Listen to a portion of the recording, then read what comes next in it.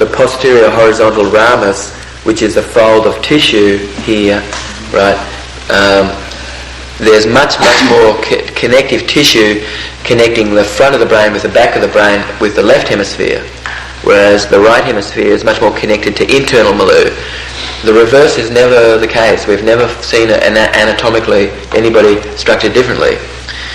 We all have the same structure, and sometimes we use this structure a little differently, that's all. If you ever get a person into an integrated state, then you'll notice that all of these accessing cues and everything are the same. When a person's going down to the bottom left-hand side and you're seeing the foot move, the bottom left-hand foot move, or the hand moving down there, fidgeting or something like that, right? Or the eyes move down to the bottom left quadrant. This person is actually accessing neuroanatomy, which is involving internal dialogue, regardless of the person being right-handed or left-handed. So the person actually had a mirror body, where the heart was actually on the right side, and the liver was on the left side. Then if they were left-handed, they would actually be demonstrating what a right-handed person It's quite possible, for this to affect the process of things upstairs. But I'm wondering, I guess it's possible for someone to be swapped around like this. Well, there is. And I have met one person who said that their heart was more over on their right side. People whose hearts are more in the middle. Well, Tim, the guy doing that one Ashtanga yoga, that guy Tim, he's been what do they call it, sonogramming and stuff. Yes. His liver is definitely on the left, his heart's definitely on the right. Definitely? Yeah, he's unusual, and so they did a lot once they found him. Yes, so it's possible that for sure always there's going to be some exception somewhere, possibly, So what I'm saying is, yes, if in fact he is left-handed, then he is actually demonstrating that he's using, in my left brain, more right-handed. If he's left-handed, it's actually his right brain, which is doing the function of my left brain. Quite possibly. So always it's possible for exception to be there, and we're always mostly sorting for what it is that's general and how this information can be used, amongst us, which, all of us are this way. However, we should allow there to be the exception, for sure, because we're not knowing all things, necessarily. David, in our study group, we looked at this diagram and we wondered whether this right brain holistic should be on this side and left brain analytical should be on that side. We couldn't understand the diagram just because of these. Are these maybe reversed by mistake, or could you explain how that is? Yes, it's It's reversed. It's as you look at the person. All of this is right brain function, right? The construct, the auditory. yes. Okay. The one thing that you can say about this is that visual construct because it's involving internal milieu, right? And even though it is involving a configuration of the left hemisphere, it's more involved in internal milieu somewhat, whereas the visual system may be being involved a little bit more in analytical sense as a result of numbers and lettering. However, mostly better off when you're looking at that diagram in the technician's manual on page 59, eye scanning patterns, that the top pattern where you're seeing a person looking up to the right with their eyes, this person is in visual construct, and it's involving the left hemisphere more. It is, okay. Yes, that's we thought maybe those were reversed. yes, right. Should pay attention to that. There's a couple of other things that are happening in here that also need to be fixed up. So what would we? So what is it? Just take out right brain holistic and left brain analytical. That's what we everybody was trying to figure that out. And Just take out right brain holistic. Yeah, just cross out that. Okay. Just so that the tape is rolling here, and what other questions do we have now? So because we want to finish up soon here. Who else has something that they would like to say? Hopefully everybody has had the opportunity to say something for the group. Okay, who's next? Last month we talked about subtleties and all the little aspects of each submodality. I was wondering, in the context of using this, how is that valuable? Okay, because if someone's talking about the distance between something, then you are going to know that distance is a submodality basically of the visual system, right? Because distance, mostly the way that we tell distance is actually through our visual system. Height is a submodality of the visual system. Mostly we're telling height through the visual system. Just simply by somebody mentioning the word height, you'll know that actually they are employing their visual system. Or if somebody is talking about a softness with which the way they go about something, that you'll know that softness is relating to is a submodality of the tactile sense. So if somebody wants to turn the volume up, okay, so then up is a vestibular word, whereas volume is an auditory word. So the submodalities enable us to give distinction, and that this distinction in fact is what it is that enables us to make up our perception. So it's important in understanding the distinction as much as you have the ability to help others and to help create strategies that work fitting in a submodality. If you notice that there was a little roughness happening, it'd be a good idea then to bring in that word. I think that, feel like that as the flow's occurring, that there's a sense of smoothness through the action. Why is that tactile component in as well? If you're tracking a subject or a person and you're trying to learn which modality they really utilize primarily, if you can identify those submodalities, it's much easier. Well, I know that you're using very much visual sense, right? You looked up into visual memory, eyebrows were raised quite a bit, so we know very much. Dave, the more that we will take Dave into auditory, to what we're talking and how it's sounding and how you're feeling, I'll bet that even these words, actually you can feel altered state with these words somewhat, because the primary representational system is visual. I started to use see instead of learn. And I called myself and said learn instead of see. Yeah, so learn is much more generic. Okay. All right, now, a couple of people haven't said anything, so let's hear something from you. Get the book and have a quick look, or is there something that you would like to share about, something that's of value to you?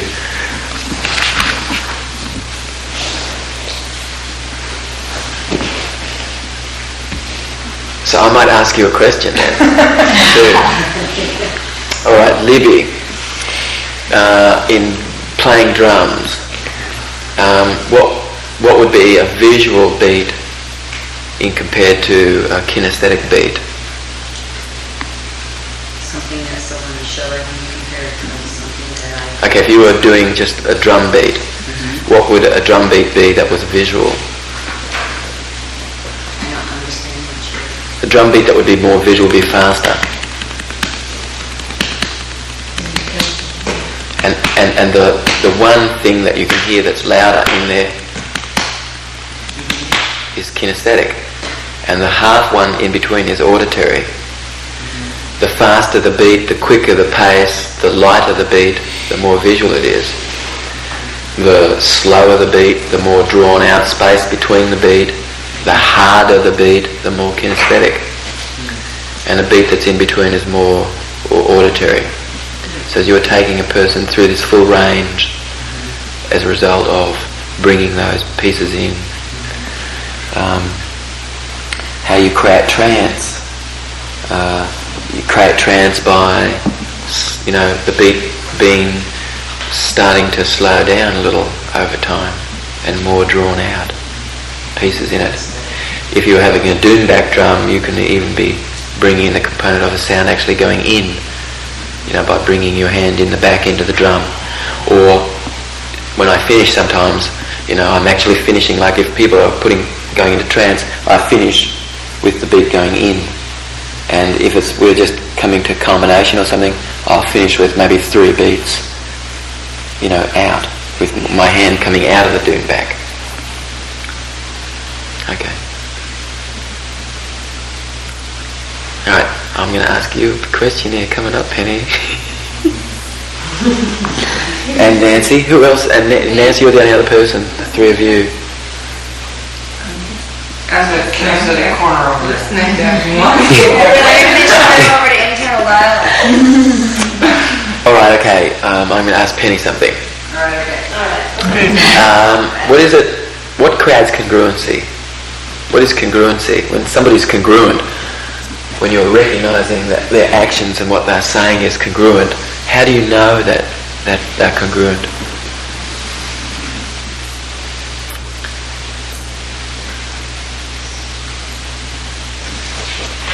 As opposed to dissociated. I know that each of us know this. We have this feeling. We can just tell straight away, right, whether someone's congruent or somebody's dissociated. How cognitively now would you explain what it is that you would be seeing or hearing, or what your experience would be that would be creating congruency?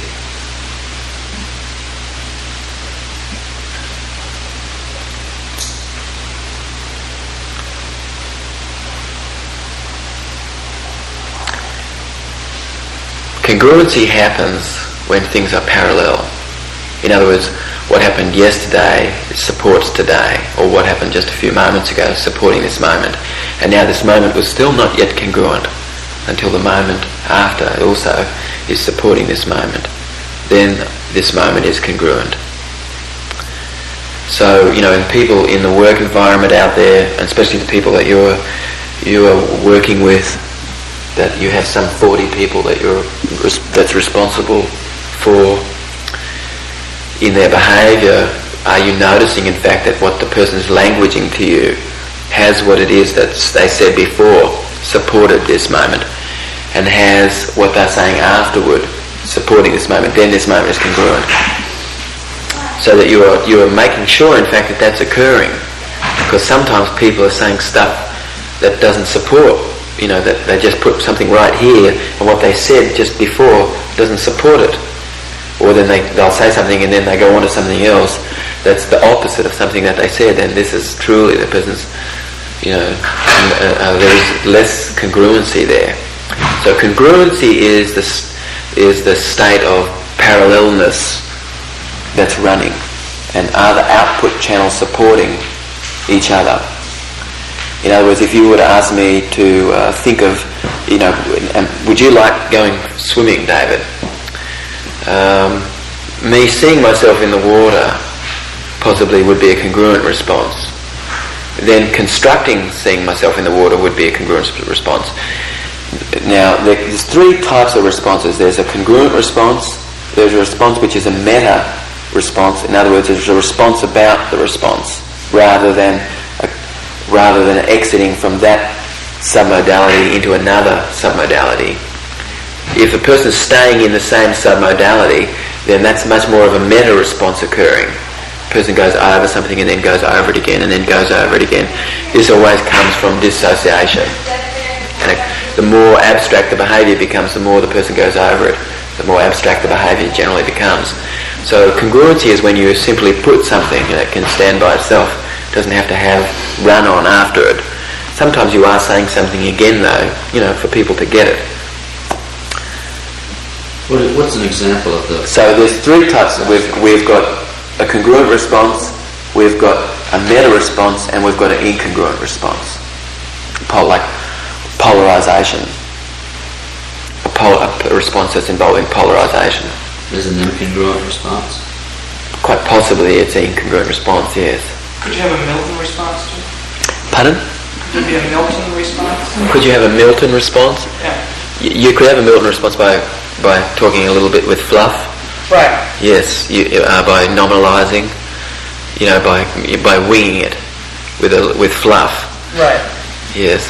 What is an example of the behavior becoming more abstract as you hear someone going over and over the same point? Okay, well, whenever this is occurring, it's generally occurring because the person thinks that what they've said is not enough, that they need to reinforce it again and again and again, right? And that we're understanding this. When the person's doing this again and again and again, we're realizing there's something that's a little more dissociated, more abstract actually. So we should become good at simply putting something, and that's it. So, and it's a good idea for training animals this way and everything, that you say it once. If you say, come on over here, come on over here, come on over here, and then you're just like doing this over and over again. Finally, you've got to do it about 10 times, and then finally the animal comes over to you. You should say this once and get the animal used to hearing what you want. You know, otherwise the animal gets used to this dissociated kind of way of calling the animal to you, you know. But anyway, whatever the animal's got used to, then you've got to, you know, you've got to go with that kind of. Okay. Nancy. Yeah. Do you have anything that you're interested in so far, or that you think is excellent? Something that you heard, or something that you would like to say? No, I really don't. I think I've heard a lot of things here that are really excellent. A lot of responses that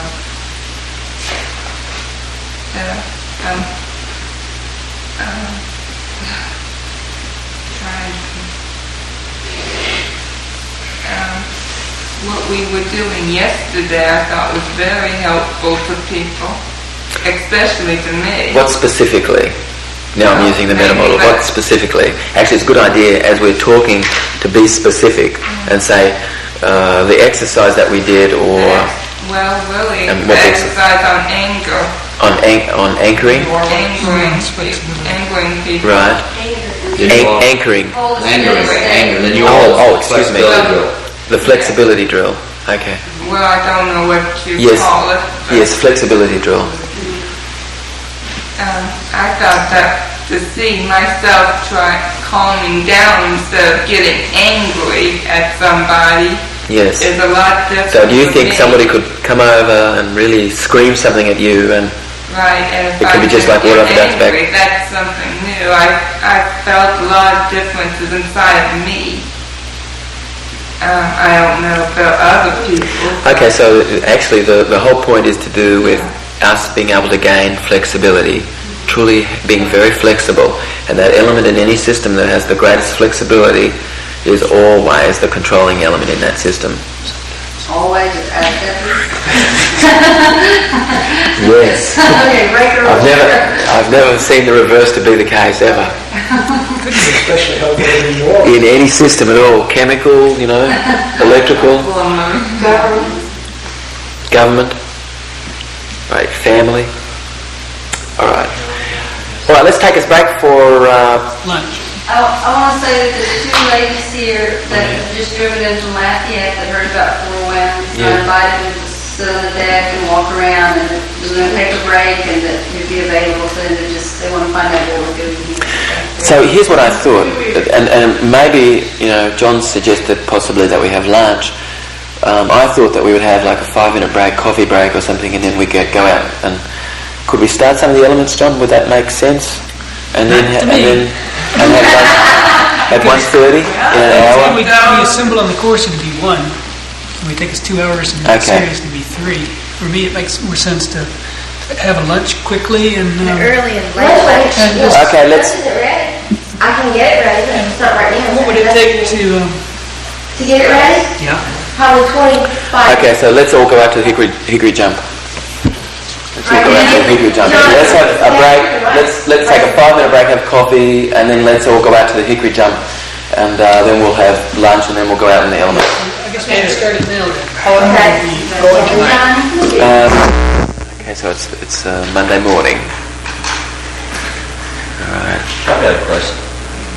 I wish you'd say some more about dissociation and association.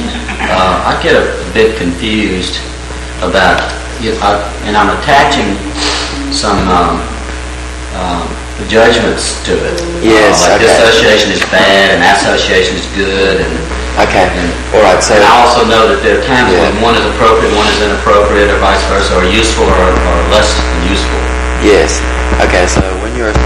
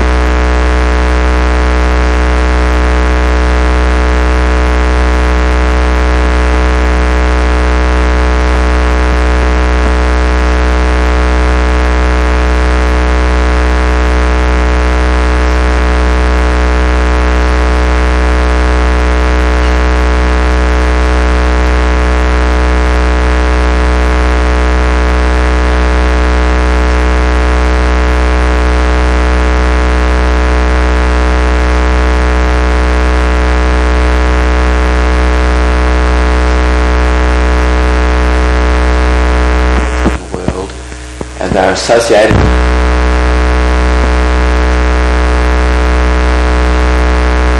finds it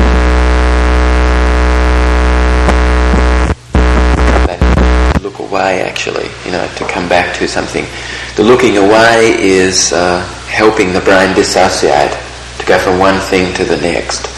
So dissociation isn't necessarily, it's not either good or bad. Would depend on the context, whether it was more appropriate for someone to be associating or appropriate for someone to dissociate. Does that clear that up? Yeah. Richard? So a person who's looking away when they're speaking with you, they're dissociating from what? Going from one thing to the next. When you go from one thing to the next, when you leave something, something that you're using dissociation. You are using that. And it's just a strategy they have for dissociating, going to the next. Oh. Yes, like for instance, a dog or the cat out here. Got chased by the dogs, right? When it came into the bathroom here, to dissociate from that experience, it went. It shook itself, and like that, and it kind of changed the program upstairs. Okay, so now the pupil of the eye is acting like a gate, enabling us either to be able to draw internal images from inside and so that our behaviour is coming from things that are inside. If the pupil of the eye has the ability to dilate a little, this enables a person to be able to access internal information. But if the pupil is held to the external world, then a person might not be quite able to access internal information. Like the child at school who, doing an exam, really glued to the external world, because if this is an exam or something, really glued to the external world, the kid might not quite be able to access internal information, like internal visualization. That would be important to run a check on words and things, that you'd written, or to think about where you would be going in something, actually.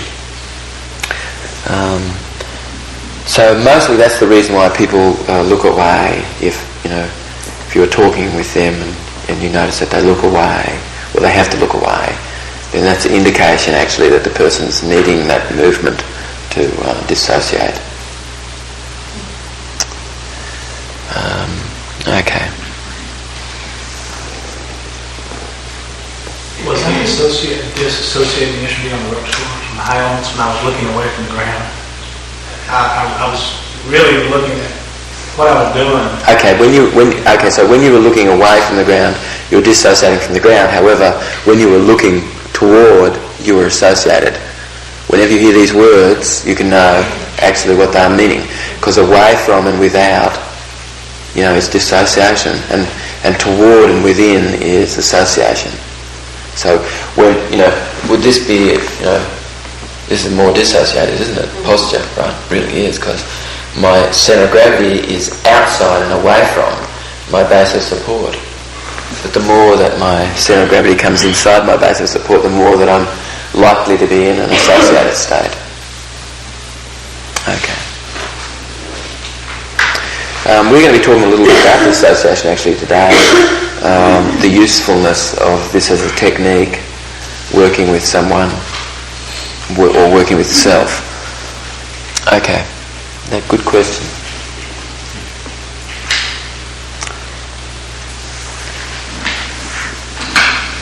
Somebody else? Questions? It's a broad range. I wanted to talk about tracking, and I wanted to talk specifically about how to track. Before I started on tracking the people that were tracking. Yes. They're not doing well. And specifically, I'd like to ask today about hand calibration. Okay. Hand calibration, yes. Okay. Right, yes, okay, let's just go over hand calibration so you'll know it positively. The one thing is, just before we do that, right, with the question you asked about tracking, you're going to be looking and seeing what this person's excellence is. And it's possible there's something that, the way that you can use metaphor to spin something for the person. To do what? To spin something for the person, actually. So, for instance, I might give this person a power animal, actually. Give this person a power animal. I might, the energy of this animal might be something that I could bestow this person with, by reinforcing those things in the person that's to do with this. The ability to soar, or the ability to sparse self, to conserve energy. The ability to, the ability to store food for later on. I mean, you could talk about an animal, and actually there's metaphor in that's for the person. But anyway, the one thing is that you're tracking this person's excellence, and mostly to do it intuitively and to do it with a little art, If I were a practitioner and I were sitting down with a client, then I'd probably, we're just starting, I'd probably go through here and I would do these exercises over, and have it be. You would want to. I'd lay down and I remember, that I'm not having much of a strategy for doing this. Okay, so you'll remember this person and how they went through the ropes course. You'll remember what sequence this person went in when they went over the wall. You'll remember how this person jumped maybe out here. Maybe you even were watching their eyes. I was watching everybody, how everybody made a decision to jump. I was watching, how this person has shown up here, what kinds of things have interested this person, what is happening for this person in their life. How does this person walk around the room? What is this person wanting? What was their outcome actually here? And what is excellent about this person? And what are they wanting to achieve in life? What do they have as an outcome in life? And so then you can weave anything. Jenny's quite masterful in the way that she does her presentation, like her gifting. She'll bring a ladder in, a mop and a bucket. She'll have the person up on the ladder, and she'll be just like, she'll have this person put something on. I mean, it's very funny. And actually, there's usually something, with everything, in fact. This person really loved to get high, this last person, right, that Jenny did. So, she had this person, climb up a ladder, right, so to be more of a high place. And I mean, a couple of levels from the surface, there were some things that Jenny was playing to this person, and we were all laughing. It was kind of just catching, right? So you can... On top of the ladder, because this person always talked about they needed a charge. I mean, she's really...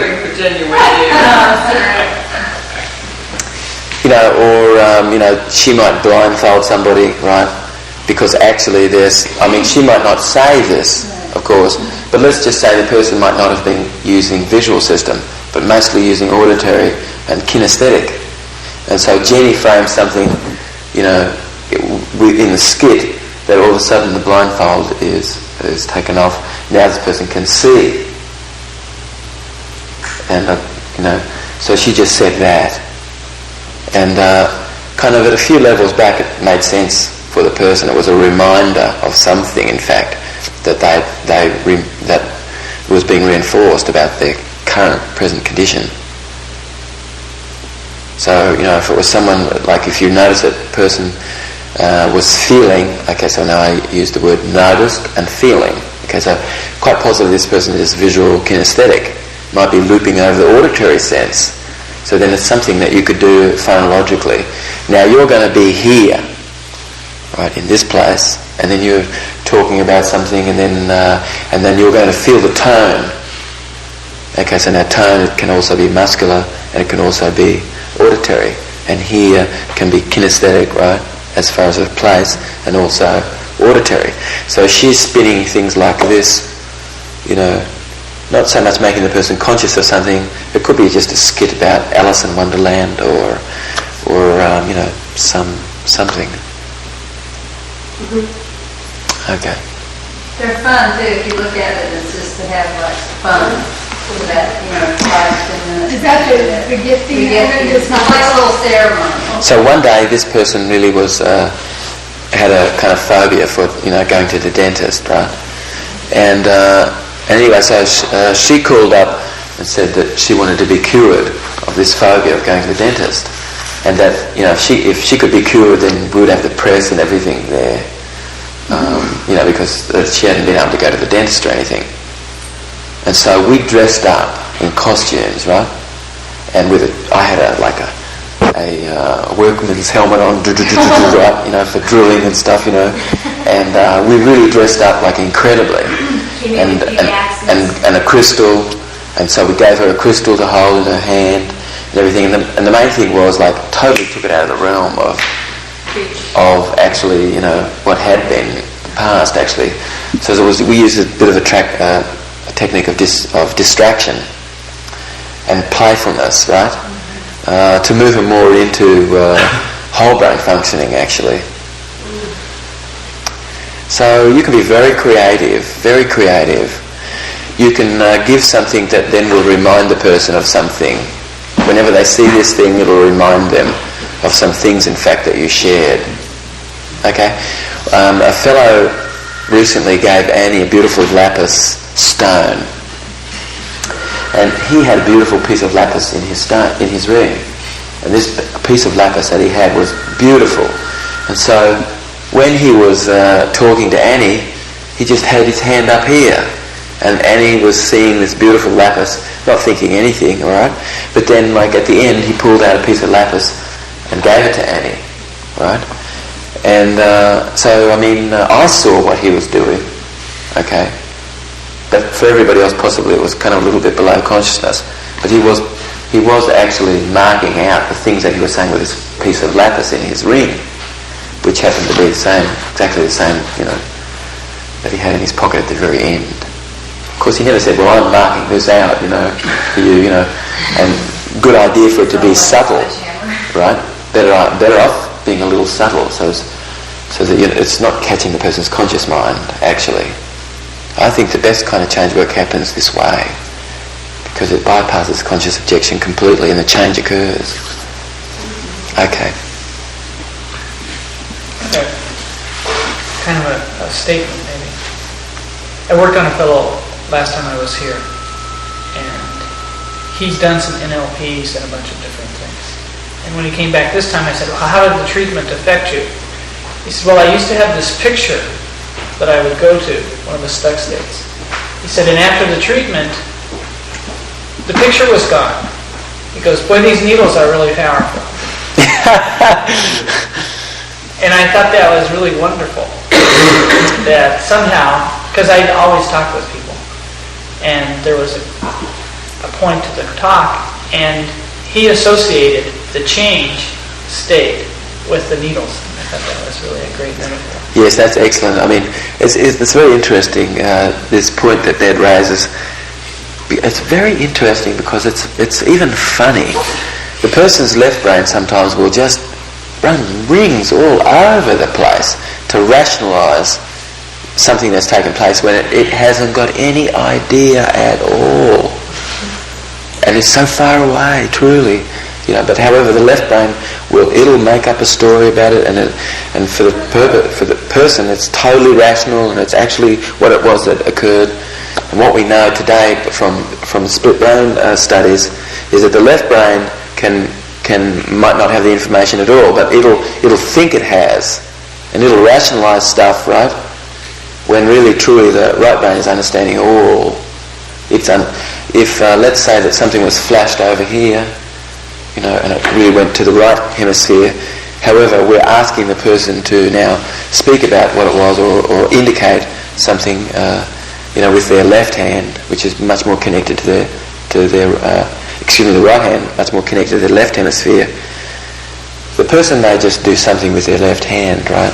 And absolutely believing solidly, yes, that's what occurred, and even have a little rationalisation for what occurred, and it might not at all be what occurred. Right. So, Well, I remember that treatment.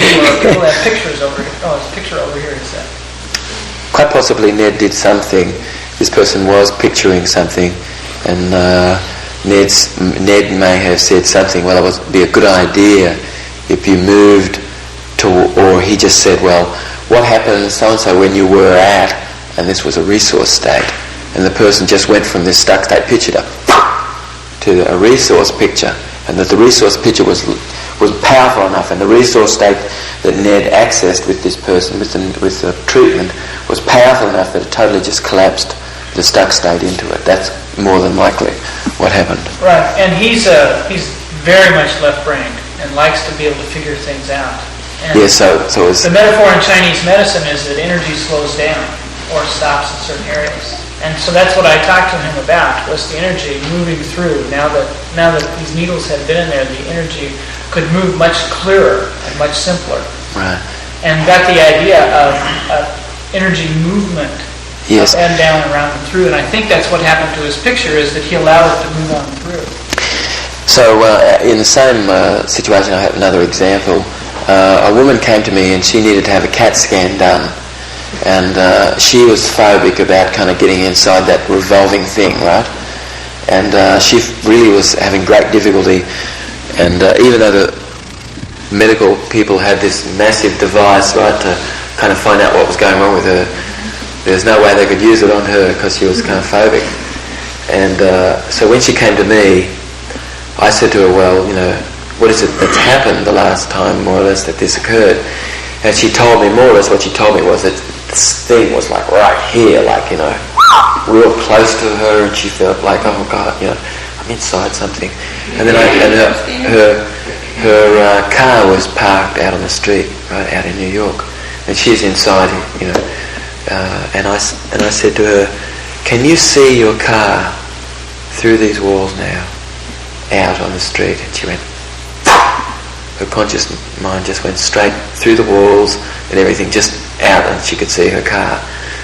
You know, and actually what she did then in the CAT scan was use a technique a little like that.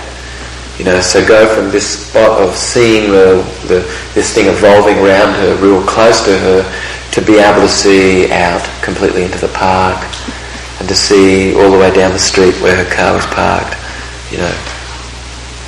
Okay. So actually, if the person can, like one day I worked with someone who's a manager of some banks in Japan, and this person was really very overweight, and I asked her, well, what do you do with stuff that you know you need to deal with?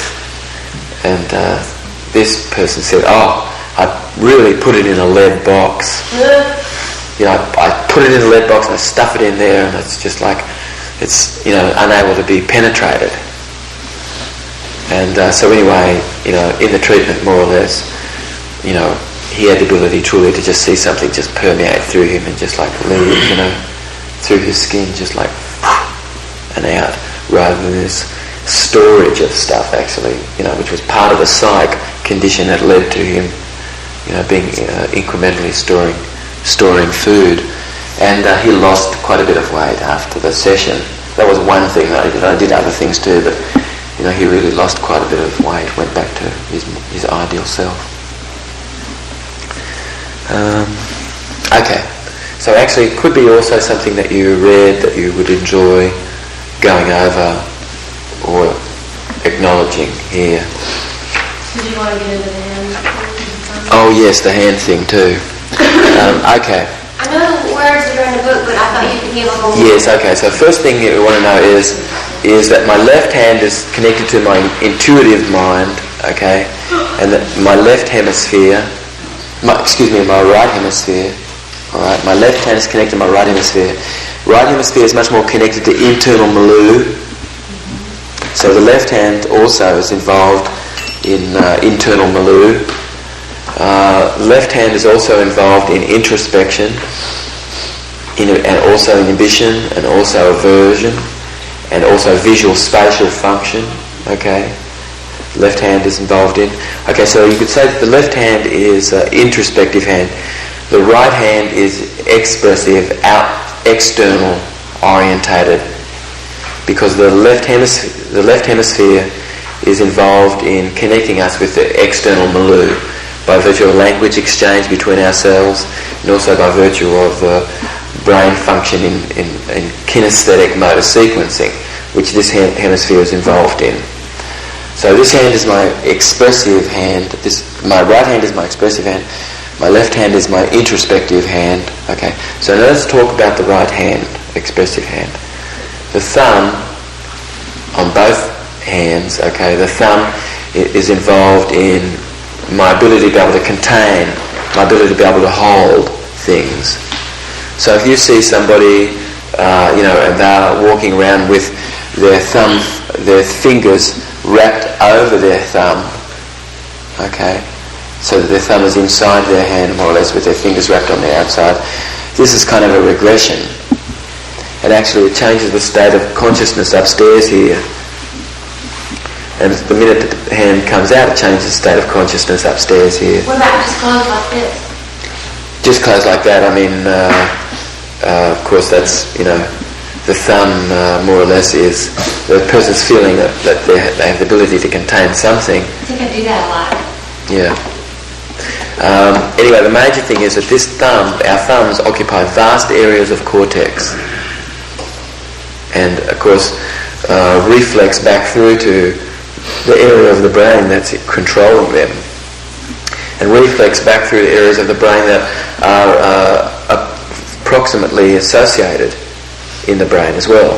So the thumb, when you were very small, all of a sudden your hand reached out and kind of grabbed something, and you realised that your hand could hold things. And then later on, when your eyesight started to come in, you realised that your hand could and your arm could reach out, grab things, and bring things to you.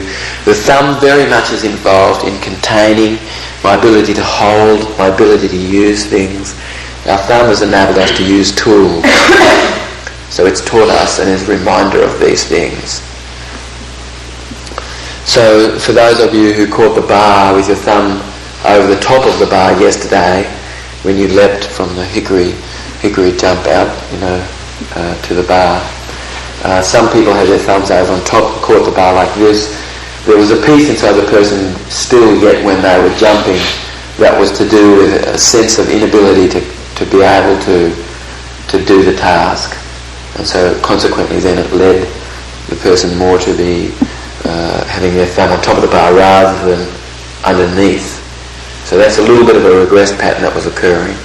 Okay, so the thumb very much has taught us to contain and hold things. So if you saw somebody holding, their left hand, their left thumb, all right, you would know that the person's expression, their ability to express and to construct, is drawing information from what it is that their unconscious mind is offering as far as what they can contain, actually what they can do, what they can hold onto. Because the right hand is holding the left thumb.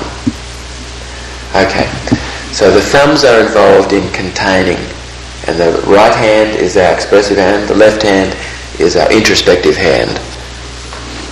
So now the forefinger is very much involved in direction and planning, and the way that the motor homonucleus is set up, the forefinger is a little bit more closely associated with the frontal cortex than the other fingers in relation to the other fingers. And so as a result of that, it's more involved in direction and planning. You'll notice that this finger often comes out, in fact, when somebody's directing or somebody's planning involving that. Okay. Let's go to the ring finger now, and because the middle finger is in between